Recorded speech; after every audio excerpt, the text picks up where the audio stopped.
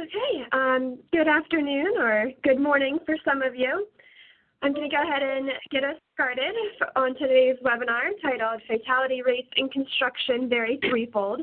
Do OSHA and Workers' Compensation Play a Role? My name is Jessica Bunting, and I'm the CPWR host and tech support for the event. So before we get started, I just want to go over a few quick things.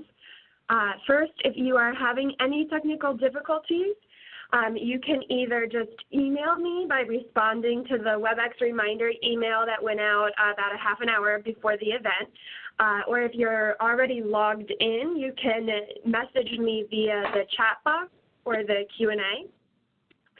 If the Q&A and chat are not already displayed on the right-hand side of your screen, you can add those by clicking on the associated round buttons that appear toward the bottom of your screen when you move your mouse. If you have any trouble hearing through your computer speakers at any point, I recommend calling and using your phone instead. You can make that switch through WebEx by clicking on the Communicate menu item so that you make sure you don't hear things twice, both through the computer speakers and through the phone, or you can simply just turn your computer speakers off manually so you're only hearing it through the phone. We will take some time at the end of today's presentation to answer questions. You can enter those into the chat or Q&A box at any time during the presentation. I'll do my best to ask them in the order that they were received at the end. Depending on the number of questions we get, we may end up going over 30 minutes today. But if you have to leave the call, don't worry. This event is being recorded in full, and I will automatically email everyone who registered with a link to the recording along with a PDF of today's slides and any related resources following the event. Our presenters today are John Mendeloff, professor at the Graduate School of Public and International Affairs in Environmental and Occupational Health at the University of Pittsburgh, and Wayne B. Gray, professor of economics at Clark University and executive director at the Boston Federal Statistical Research Data Center. And with that, I'm going to go ahead and let John get us started on the presentation. Thank you very much for joining us today. We'd like to thank NIOSH and CPWR for their support and the Bureau of Labor Statistics for helping us get some access to the confidential data that we needed to do this. The first slide shows what the motivation for this study is. This is 32 states, mainly the larger states, and what their fatality rate in construction has been across 23 years of these last 2 decades. As you can see, they vary from 6 or 7 per 100,000 at the bottom, Washington, Wisconsin, Arizona, California, up to 17, 18, 20 deaths per 100,000 in Arkansas, Mississippi, and other states. This is pretty important because obviously if we could reduce the high rate states down to the low rate or even the middle, we'd be able to save hundreds of deaths each year. So why do these states vary? And in particular, is there any role of public policies in this that might be easy to manipulate or at least possible? And specifically, we have in mind OSHA enforcement activity on the one hand and state workers' compensation programs on the other, although there can be other programs that some states have that we may not yet know about, that maybe you could help us learn about, that also play a role. So you might wonder, well, you're looking at fatalities, why not look at non-fatal injuries? And the basic answer is that there's some biases when you try and look at non-fatal injuries across states. These are, of course, dependent on employer reports. And what we found in some earlier studies is shown in this slide. What we have here is on the vertical axis the non-fatal injury rate, and on the bottom axis, death rates. And what you see is that they're negatively correlated, that in general, states with high injury rates have low fatality rates and vice versa. Essentially, there's bad reporting in some states, and those states, not coincidentally, also happen to be the ones that don't do a very good job of preventing injuries. I think this is an important finding for helping us think about the data that we look at and use. But it's the reason that we've decided that for now, fatality rates are what we need to look at as a measure of safety in construction. Fortunately for workers, but unfortunately for researchers, of course, there are not nearly as many fatalities, and that imposes some limitations, but it's one that we think we have to deal with. So there have been studies of at least OSHA and to some degree workers' comp, but the OSHA studies have looked at manufacturing work sites where we can identify what the injury rate was at a particular establishment and then say, well, was that inspected in that year? Did it have violations and so forth? It's not possible to do that in anywhere near as neatly a way in the construction sector because we have injury data about the firm, but of course the firm may have worked at dozens of different individual work sites, some of which were inspected, some of which weren't, and therefore it becomes much more difficult to use that approach to assess the impact of inspections on construction firms' injury rates. So for construction, we're working with fatalities and at the somewhat more aggregated level. Now, I'm going to turn it over to Wayne at this point to present some of the results, and I'll come back in a bit later. Okay, hi. So I'm going to be talking about the data set that we're using and some of our initial analyses, and then we're going to wind up focusing a bit on differences that we see between states that use federal OSHA for enforcement or ones where the enforcement's done by the states themselves. So our main source of data for fatalities is the Census of Fatal Occupational Injuries, the CFOI data.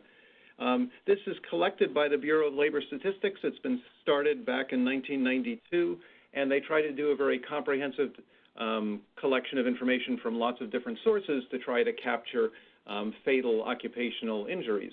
And so what we had BLS do, and the results that we'll be presenting today are all coming from this. It's an external data set. That is, they prepared summary data on the number of deaths per state per year for a total of 32 states. These were states that were large enough to have multiple fatalities each year. They don't like releasing data where there aren't a fair number of events occurring and such. So we have data for 32 states. Those are the ones we saw in the picture earlier. And this external data went from 1992 to 2014. So that gives us 736 different observations, different states' year fatality counts. We had them exclude highway accidents and violence as causes of fatalities because those seemed less relevant from the point of view of the policies that we'd be looking at. So we have a total of around 14,000 fatalities over that time period for those states. We will also be working with, and we started working with, but we don't have final results yet and such. We've also started working with the internal microdata. As I'm the director of the Boston Federal Statistical Research Data Center, and that's one of many data centers, a few dozen of them now, around the country where people can get access to federal data, such as the CFOI, for statistical analyses. We don't bring out the individual data, but we can report the results of our statistical work and such there.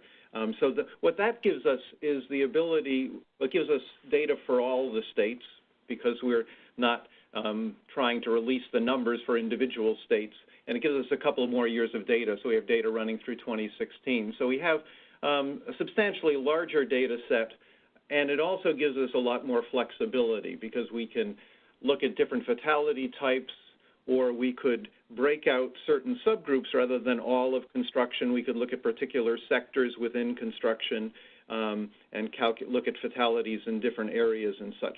So that will give us a fair amount more flexibility in terms of working with the data down the road. Today we'll be just looking at the numbers for total construction fatalities in a state and year.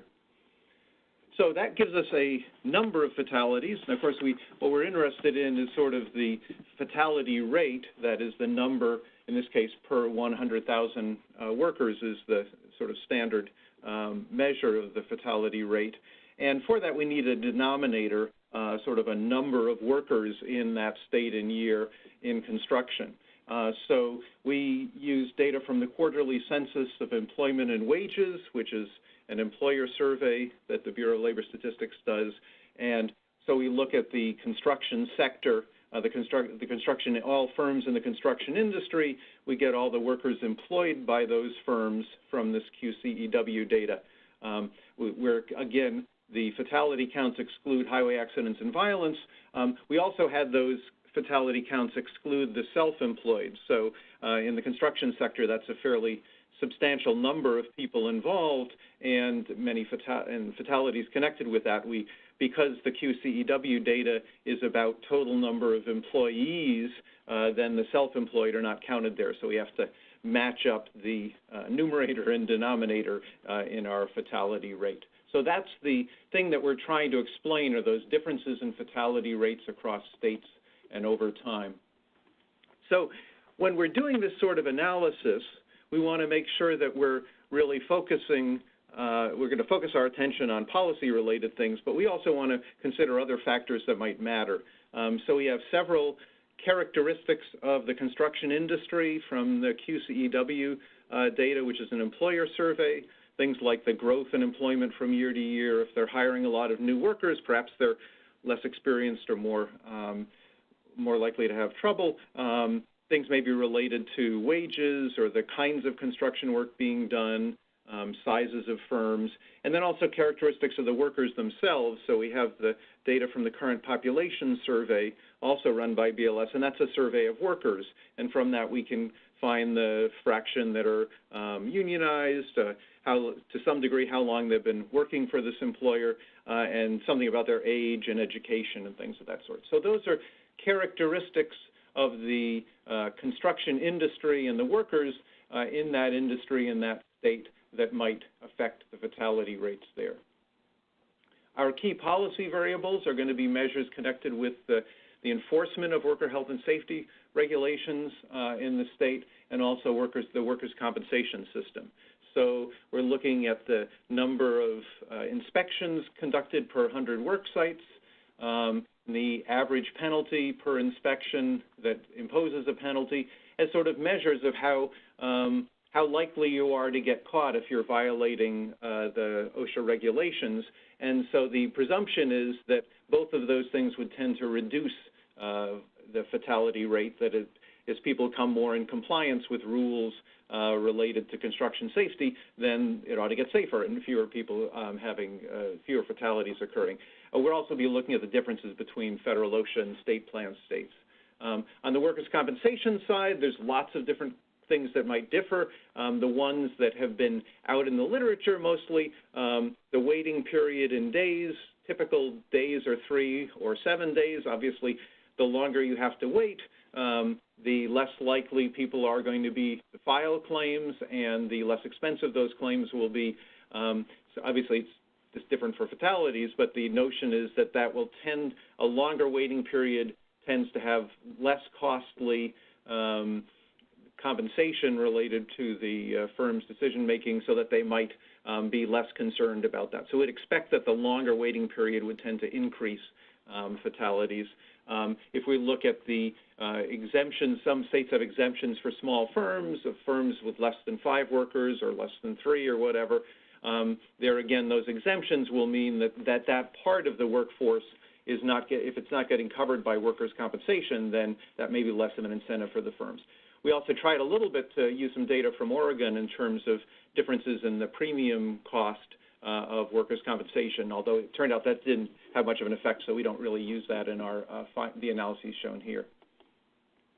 So here are our results. So we did what was called a multiple regression, but that basically allows us to compare how differences in fatality rates across states and over time are connected to differences in OSHA enforcement or the percent of people unionized or whatever the various characteristics are that we have about that state and year.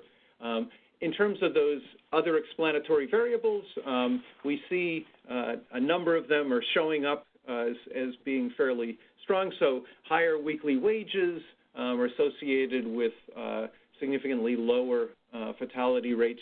This is all, the average fatality rate is about 12. So just these sort of scaling here is to give you a sense of how important the different factors might be relative to that. So weekly wage and education are relatively strong. Growing employment is also associated with a somewhat higher fatality rate. Different subsectors have different levels of risk. The heavy construction, sort of engineering projects, road and bridge sorts of things tend to be more hazardous than other parts of that.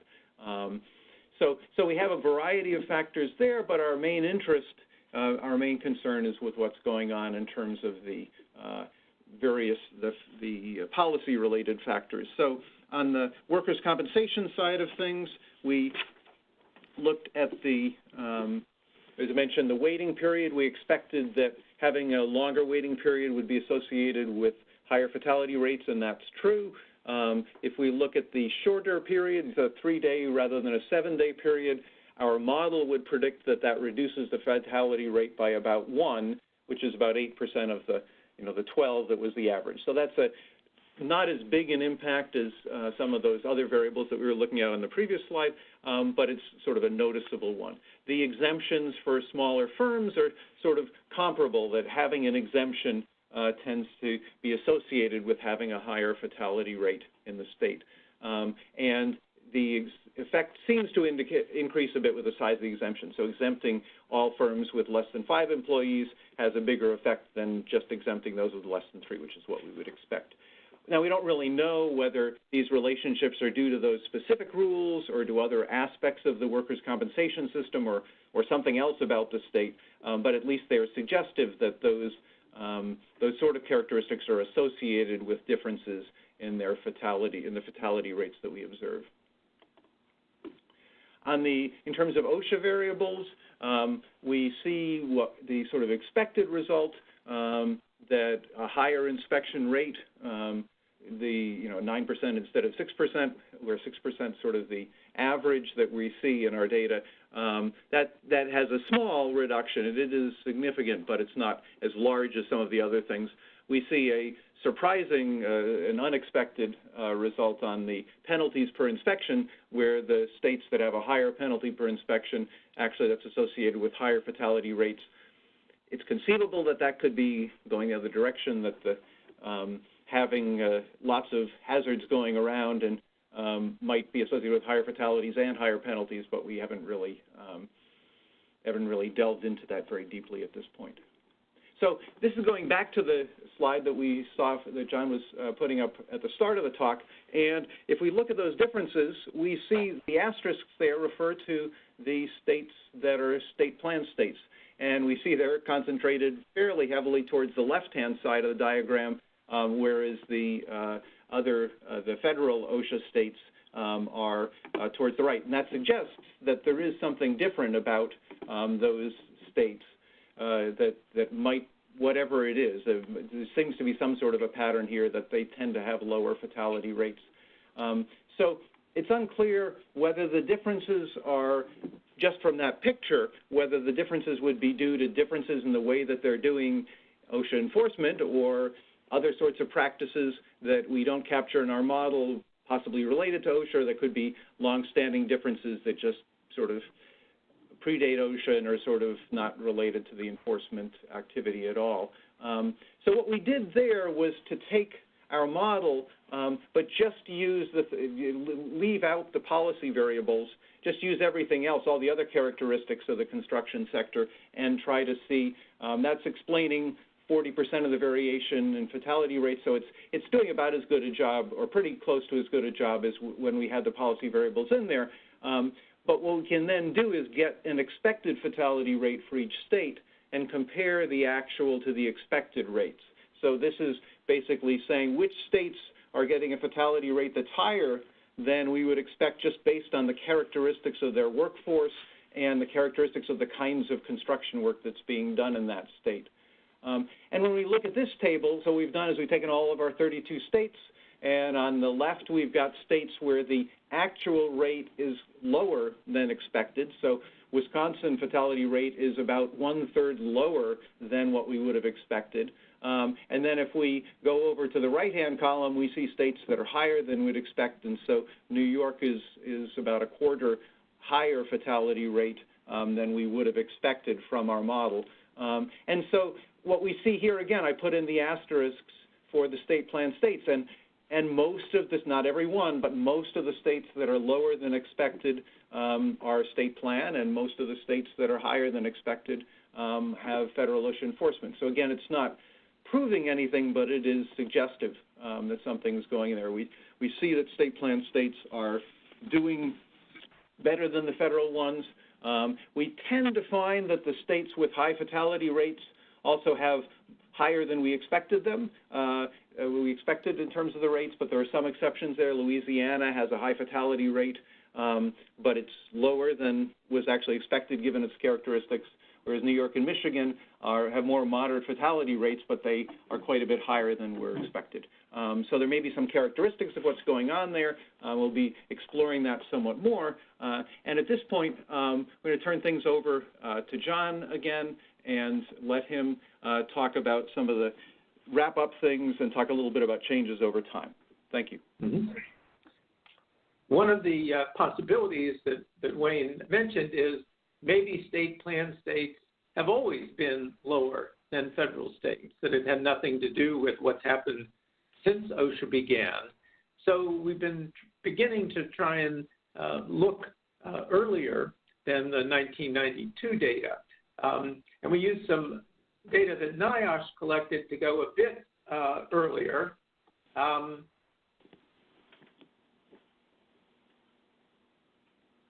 having trouble. Sorry here. Oh, okay. Can you see it now?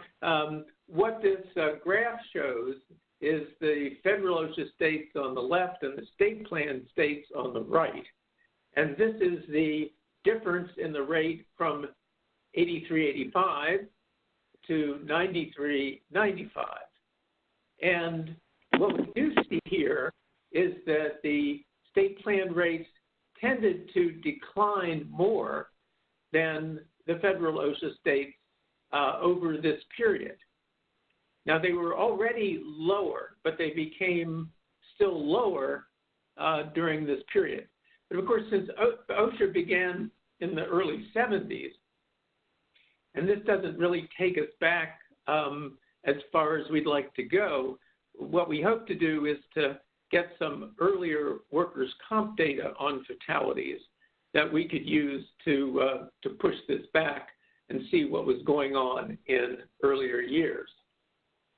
So to sort of sum up and repeat, on OSHA enforcement, more frequent inspections do seem to be linked to lower fatality rates, although the impact is not real large. Higher penalties, on the other hand, do not appear to be linked to lower fatality rates. In fact, they're associated with states and years with higher fatality rates. There have been some indications in other studies of other things that the frequency of inspection is more important than the penalty. That may be the case here as well. On workers' compensation, shorter waiting periods for indemnity benefits are linked to lower fatality rates because, as Wayne said, that fewer costs and fewer claims for employers reduce their cost. Again, the magnitude is not large, but exempting small firms from being required to get workers' comp also seems to be associated with higher fatality rates. So let me skip on to the next slide. I mean, more remains to be done, obviously. I mean, these background characteristics explain a significant minority of the variation, and the policy variables explain smaller amounts, at least as we've characterized them up to this point. But there's still a lot to explain, and this slide just lays out some of the work that we're going to be continuing to carry out. One is looking at sub-industries and types of work. This might be special trades in general, or maybe the roofing industry in particular.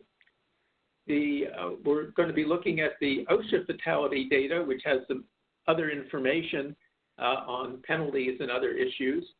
We're working with the National Commission on Compensation Insurance to try and get a better, more clearly specified idea of which factors of the workers' comp programs in each state might provide bigger incentives to prevent injuries.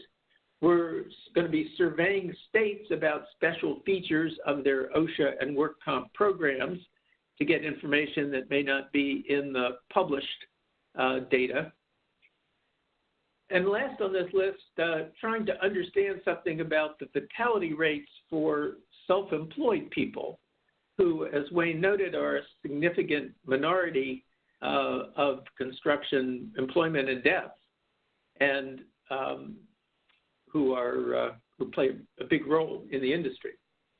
So with that, we certainly would welcome comments and suggestions that you have, and we'd like to let us know if you'd like to receive updates. Our emails are on the front of this, so we'd be glad to have ideas or information, sources about, in our state we have good data about workers' comp deaths.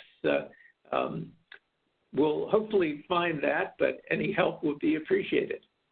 So I think with that, we'll open it up for any questions. All right. And just to comment on your requests for feedback or openness to feedback, I just want to let everyone know that there will be a survey that pops up when you exit this event, and there are a couple of questions and opportunities to provide said feedback there if you don't do it through the chat or Q&A today. The first question we received is for Wayne. Were other control variables such as percentage of unionized or job tenure associated with fatality rates? Yes, it turned out that given the other controls we had in the model, the unionization variable did not come in significant in terms of the results. The job tenure one it does turn out that there are some differences depending on the fraction of people who've been with their current employer for 3 years or less, although that turned out to be surprisingly positive. We would have expected that the workers that had less time with the employer would be sort of less familiar with the operating procedures and pose a greater risk, but at least in terms of our data, that doesn't seem to be the case, so we'll be looking into that a bit more. Okay. One point to note about that is that unionization is fairly correlated with wages, and wages do have a negative effect on fatalities. So some of the effect of union might be, mediated by the effect on wages. Okay. The next question is a clarification question. Did I hear that the cost of workers' comp does not have an influence on fatality rates? Well, the measure that we had, the state of Oregon has put together comparisons on trying to do sort of a cost of a standardized injury and such in different settings. And putting that variable into the data set doesn't, in this model, didn't seem to have much of an impact. It was, in some models, it was a little negative or a little positive, but it wasn't statistically significant. It was never very large. But no is the answer to that.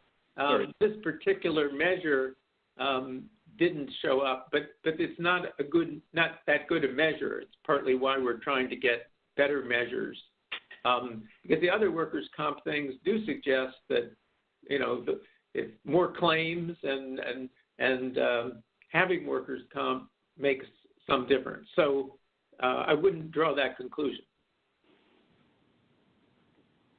Okay. Did you look at blue versus red states, or is that taboo? Can you repeat that? Did you happen to look at blue versus red states, or is that too taboo for your research?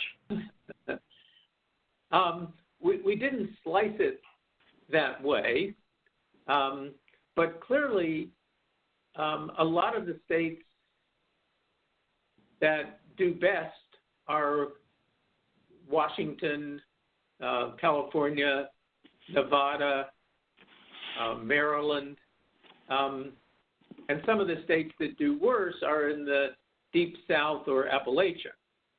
So, I mean, there obviously is a relationship there.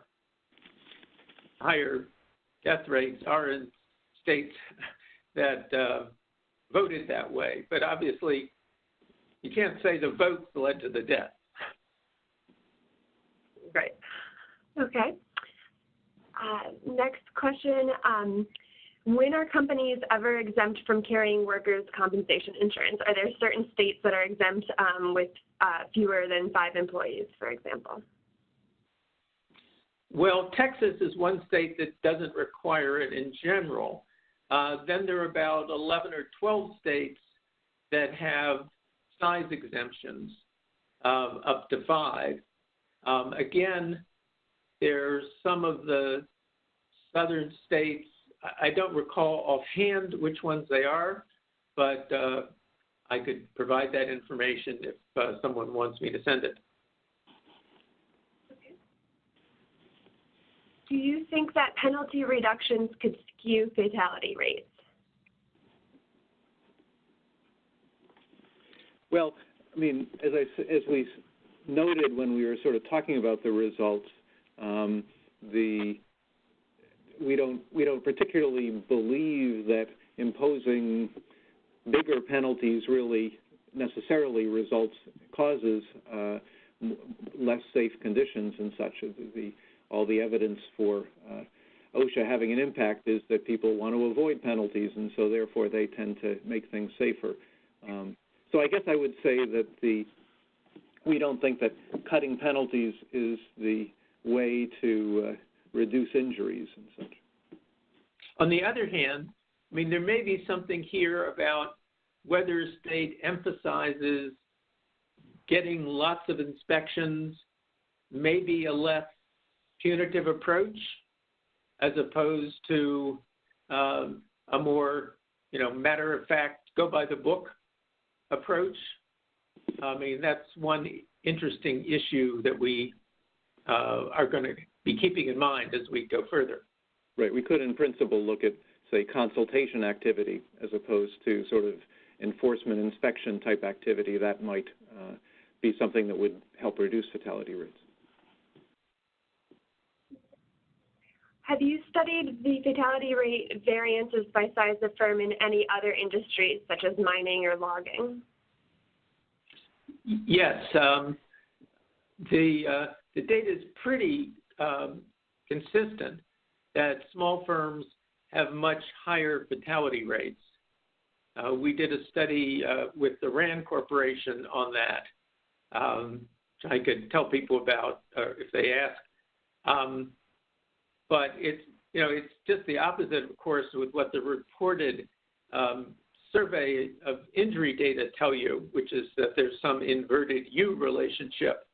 It's pretty clear, I think, that that's just due to less good reporting by small firms. The fatalities tell a different story. Okay. Is it possible to track fatality trends related to overtime work and fatigue? Well, it may be, but we're not going to be able to do that probably. I guess the one, to the extent that an expanding construction sector is associated with sort of working harder and longer hours and such, we might be able to pick that up, or we might we could conceivably look at the hours worked per worker or something like that to get a sense of the intensity of the work pace. But we wouldn't know on the other side. We wouldn't know this fatality happened necessarily because the worker was tired, but if there were states where there was a lot more overtime work going on, we might be able to pick that up. Would you say that it's safe to conclude that through more inspections, coaching, and training, that's better than fines and punishment? Well, the data are consistent with that, but, no one study, I think, can ever be taken as conclusive about important issues like that. It may be that under some circumstances that's true, but it may be there are other cases where it's not. So I would say this provides some evidence for that view. I guess one thing I'd be concerned about that leading to the idea that we should never penalize anybody for anything. Certainly some of our work with manufacturing industries does suggest that inspections that impose a penalty kind of get people's attention. The size of the penalty may not be so important as the existence of the sort of, hey, something's going wrong here, you better take a look at it. On the slide of fatality rates, are you able to show the minimum and maximum and as a range as well as the average to see if there is significant variation over time? So obviously not right now, but is that something that you're able to provide in follow-up? The minimum and maximum of what? Of fatalities or of? I'm not sure the question. Yeah, the fatality rates, I think it says, sorry, it just says show the minimum, maximum, and range as well as the average. Oh, I see, okay. Mm-hmm. Right. Yeah, that would be possible. We have the data, and this has been released to us, so it's not as though we can't say what the individual records look like. Okay. And just for everyone who is asking questions like that or who is providing feedback that is not a question, I'm not going to read the feedback out loud, but we are tracking it, and I am going to be sharing it with the presenters after the event. So thank you for those comments. Next question is, have you considered correlating the data with language spoken by the victims? Lack of understanding of hazards due to language barriers can result in fatalities. This is one of the most interesting aspects. Our study and some others so far have not found that a higher percentage of either immigrant workers or Hispanic workers is associated with higher fatality rates. In fact, just the opposite. Lower fatality rates are associated with more Hispanics. Now, neither of those is exactly people with language difficulties, and I would certainly, think that it's a reasonable expectation that there would be more problems in those cases. But neither our study nor others have found that yet. I mean, even though we do know from CPWR and others that Hispanic construction workers do have higher fatality rates than non-Hispanics. So it's still a bit of a mystery why we don't see that here. Okay. Have you found any gender-based differences in fatality rates? we did not control for gender. As you know, there's a big difference in the rates between men and women, and I don't think we'd have enough cases if we were looking at women, particularly women construction workers, fatalities, to be able to say anything about the variation at this point among states.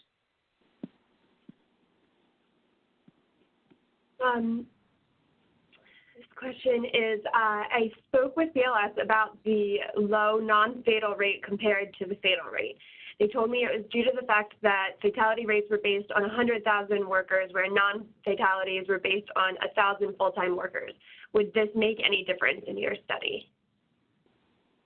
No, that's not, doesn't explain why a state that's high on one would be low on the other. In fact, many states, you know, there's states that are similar on both of them, but what the denominator is should not make any difference, really. I guess, yeah, it should make very little difference. Well, that's not an explanation. If we think of it literally, that would be like saying that, you know, our Fahrenheit temperature is different than Celsius temperatures or whatever. If measuring them by per 1,000 workers or 100 workers or 100,000 workers will change the scale of things, but that has really nothing to do with the comparisons across states or over time.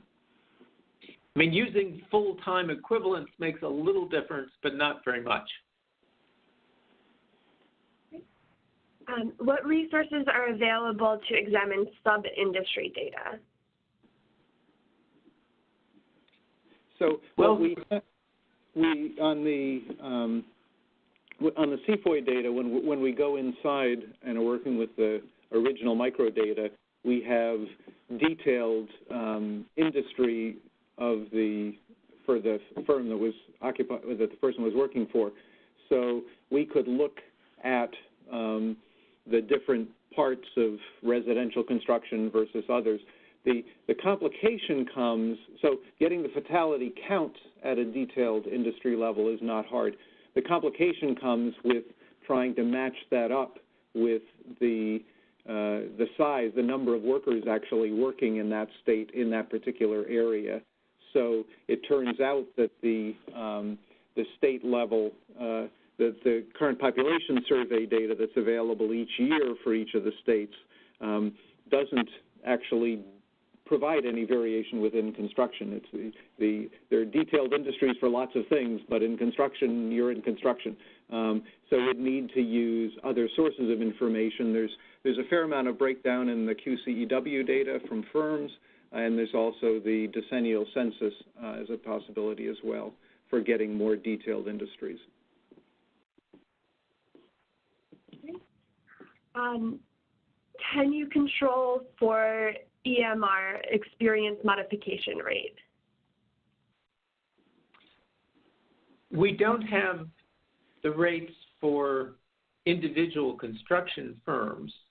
But as I mentioned, we're working with NCCI to figure out exactly which characteristics of the formula that different states use might influence the incentive that an employer has to prevent losses.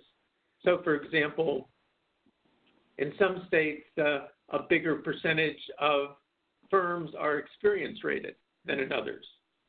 So that might lead to better safety.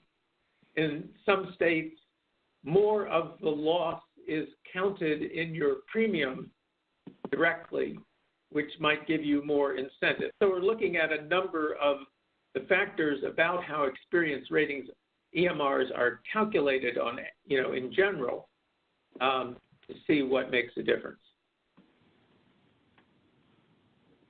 Can you explain what you mean by shorter workers' compensation waiting periods? Is that the waiting period to receive benefits after they are injured? Right. That's the waiting period before you can receive indemnity benefits. And in general, we know that when you have a 7-day waiting period, fewer claims are put forward, which means that the employer doesn't have to pay workers' comp for those indemnity for those types of injuries. And there may be other factors, of course, in addition that may either impede workers going to workers' comp or make it facilitate it. And so we're trying to learn a bit more about that as well. Do you have recommendations for what can be done to make a state like Louisiana more like a state like Washington? Well, I think that we are going to be doing some sort of case studies about what the states that look best on our list are doing compared to the states that seem to not be doing very well. And I think it's, there's this suggestion that it may not be it'd be better to have a 3-day waiting period. It'd be better not to give exemptions from workers' comp. It would be better to have a more extensive number of inspections. Those are sort of the preliminary things that come out of this. But, you still have to ask, well, how big is the effect and what's, if anything, is the cost, and, who would bear it? Can you explain again how you calculated the expected fatality rates for each state? Well, in our model, we get a relationship between each of those different factors, the percent of people with a high school degree and the average wage and all the various, what we call the control variables. So we have the information for each state and each year, and from that we can generate a predicted value for the for the fatality rate in that state and year. So if you have a high average weekly wage, then that would be associated with a lower expected fatality rate and such. So we use the numbers that we get from our model to predict for each state and year what their fatality rate would be, and then we look at those differences, and in the graph that we showed, that was averaged over all of the years. So that's sort of the average difference between the actual fatality rate that you have and the predicted one that we get out of the model. Yeah, it'd be simpler if there was if you think of it as just having one variable. Like suppose education was the only thing that mattered as background.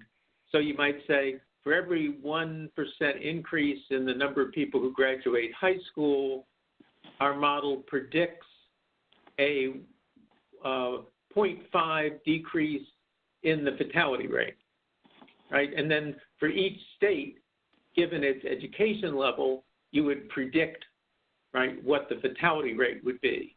And then you would compare that to the actual rate to see if it was higher or lower. So we're just doing that with multiple variables. Did you measure how much the OSHA consultation being offered to employers affects fatality rates? No, we have not done that. We've done some studies of consultation in the past, and researchers in Washington State have done some work on this. But it's another area where we need to add into the mix. Could the unexpected relationship with penalties come from the fact that high penalties are often imposed after a fatality? Well, remember, all of these are fatalities. So, it could be that some states are imposing heavier penalties, right, for a fatality, or conceivably, suppose that the deaths in, say, state plan states don't tend to involve serious violations, whereas the deaths in, well, no, I guess that's not right, because what we're really talking about is the penalty for all inspections, not just fatalities, right?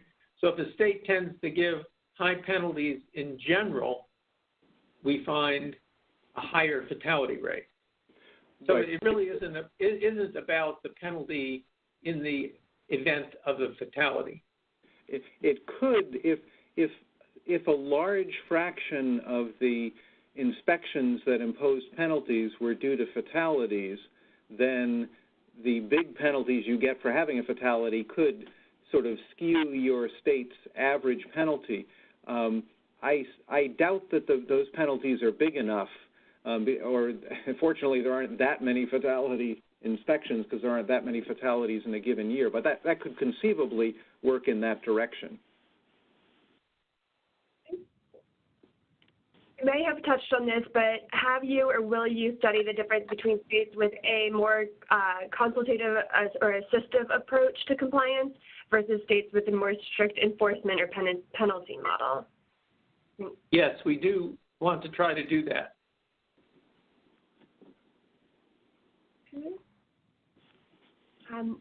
Are lower rates associated with criminal charges in states which are doing this? I don't think we know the answer to that.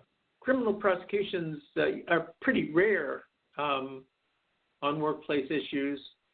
I don't know the answer. One might ask about, tort suits in cases where either they're exempt from workers' comp.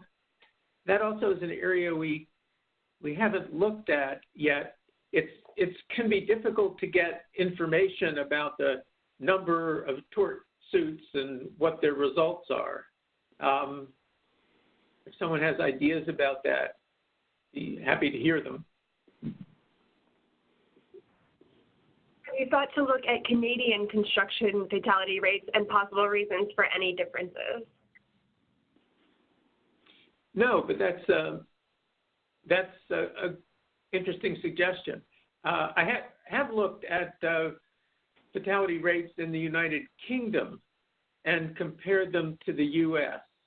And it's interesting that the United Kingdom's fatality rates in construction are substantially lower than in the U.S.